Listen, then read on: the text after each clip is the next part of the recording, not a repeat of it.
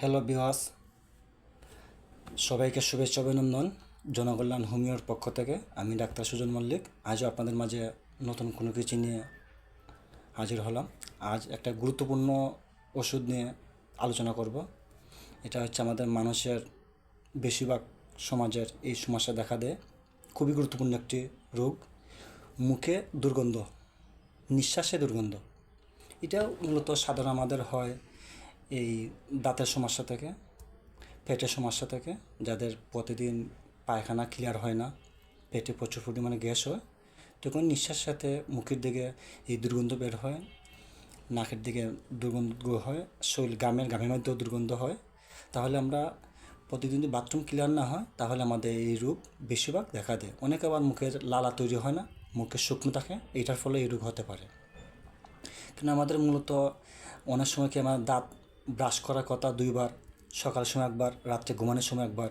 কিন্তু স্বাভাবিক দেখা যায় আমরা গ্রামগঞ্জের বিভিন্ন মানুষ দুইবার তো দূরের কথা একবার দাঁত ব্রাশ করে না। অনেক সময় দেখা যায় কি গ্রামের মানুষরা চাই দিয়ে দাঁত ব্রাশ করে আঙুল দিয়ে, শুধু সামনের দাঁতগুলো ব্রাশ করে, ভিতরের ডুকেগুলা ব্রাশ করে না। অনেকে দেখা যায় কি ভালো করে ভাত খাওয়ার পরে মুখটা ভালো করে কুলি করে না, তাহলে বিভিন্ন আমাদের খাবার পদার্থগুলা দাঁতের ফাঁক দিয়ে থেকে জমা হয়ে হয়ে শ্যাওলা পড়ে যায়। দেখা গেলো কি অনেকে সেপ্টেম দিয়েগুলো টুকরো করে ফেলে, অনেকে ডেলটিসের কাছে গিয়ে ওয়াশ করে। সবাই তো শৌখিনতা ডেলটিস যেতে পারবে না, তাহলে অলসতার মাধ্যমে তাহলে এগুলো জমিয়েই ফেলে। এইগুলো জমা হতে হতে একদিন আমাদের অনেক মুখে দুর্গন্ধ হয়, দাঁতের দিকে গুঁড়া দিকে রক্ত পড়ে, সামান্য একটু শক্ত খাবার খেলেই রক্ত বেড়ে ফেলে, প্রচুর দুর্গন্ধ হয়। কোনো পরিবেশ, কোনো বন্ধুবান্ধব, এমনকি ওয়াইফের দ্বারা বা ওয়াইফ হাজব্যান্ড দ্বারা গেলে মুখে দুর্গন্ধ হয়। অনেক জামাল হয় ফ্যামিলিতে যে মুখে দুর্গন্ধ হয়, দূর থেকে কথা বলো, লজ্জা, অনেকে এগুলো প্রকাশ করতে পারে না। এটা একটা আমাদের সামাজিক ব্যাধি, কারণ এটা গোপন একটা রোগ। এটা অনেক নিজের ব্যক্তিগত পার্সোনাল এগুলো প্রকাশ করতে চায় না অনেক মানুষগুলো। মানে প্রতিদিন অন্তত আমাদের খাওয়ার পরে ভালো করে কুলি করতে হবে, দাঁত ব্রাশ করতে হবে, এবং রাতে ঘুমের আগে তো অবশ্যই প্রতিদিন দাঁত ব্রাশ করতে হবে, ভালো করে কুলি করতে হবে।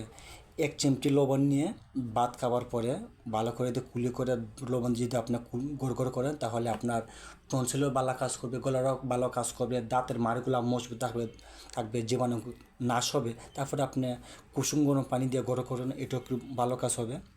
আসলে মূলত আমাদের বেশিরভাগ সমাজের অলসতা এবং আমাদের অপব্যবহার কারণে আমাদের বিভিন্ন রোগ হয়ে থাকে।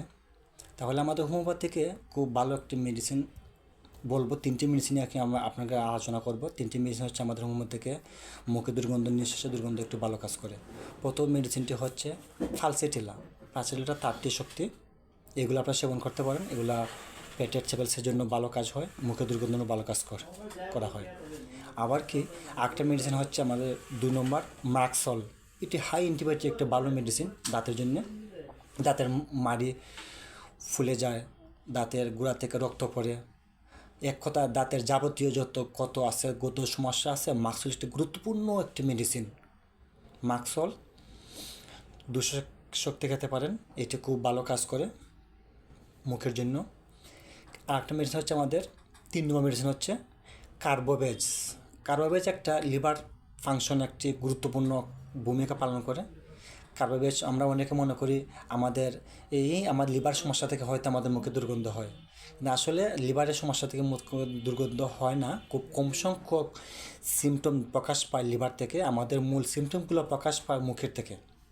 মুখের দাঁত ব্রাশ করা না হওয়াতে, ওজন শক্তি না বাড়াতে, কোষ্ঠকাঠিন্য প্রতিদিন এই পায়খানা না করাতে, এগুলো থেকে আমাদের মূলত মুখে দুর্গন্ধ সৃষ্টি হয়।